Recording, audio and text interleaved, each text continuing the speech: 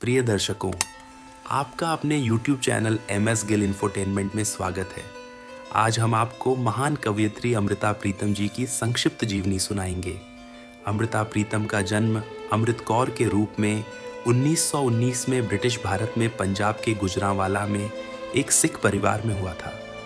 वह राज बीबी एक स्कूल शिक्षिका और करतार सिंह हितकारी एक कवि और ब्रजभाषा भाषा के विद्वान और एक साहित्यिक पत्रिका के संपादक की एकमात्र संतान थी। इसके अलावा वह एक सिख धर्म की प्रचारक थी। अमृता की मां की मृत्यु तब हुई जब वह 11 वर्ष की थी। इसके तुरंत बाद वह और उनके पिता लाहौर चले गए, जहां वह 1947 में भारत प्रवास तक रही। अपनी मां की मृत्यु के बाद वयस्क जिम्मेदारियों का सामना करना और अकेलेपन से घिरी उन्होंने कम उम्र में ही लिखना शुरू कर दिया था।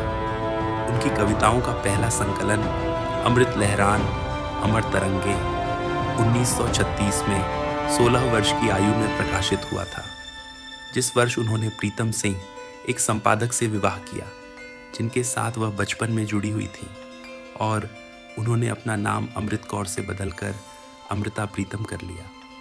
1936 और 1943 के बीच कविताओं के आधा दर्जन संग्रह प्रकाशित हुए।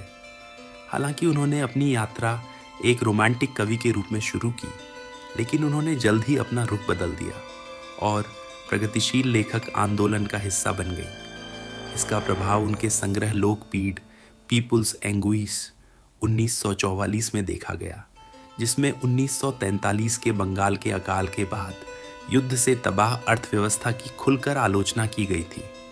वह कुछ हद तक सामाजिक कार्यों में भी शामिल थीं। इसका उद्घाटन बलराज साहनी और अरुणा आसफ अली ने किया था और उन्होंने इस अवसर पर योगदान दिया था। यह अध्ययन केंद्र सह पुस्तकालय अभी भी दिल्ली के घंटाघर में चल रहा है। भारत के विभाजन से पहले उन्होंने कुछ समय के लिए लाहौर में एक रेडियो स्टेशन में भी काम किया। विभाजन पर आधारित फिल्म गरम हवा 1973 के निर्देशक आम्र आसथ्यू ने अपने प्रदर्शन एक थी अमृता के माध्यम से उन्हें नाट्य श्रद्धांजलि दी। अपना बहुमूल्य समय निकालने और हमें सुनने के लिए आप सभी का हार्दिक धन्यवाद। अधिक वास्तविक जीवनी जन्म, साखी और सिख इतिहास को सुनने के लिए हमसे जुड़े रहें। वाहेगुरु जी दा खालसा, श्री वाहेगुरु जी दी फतेह।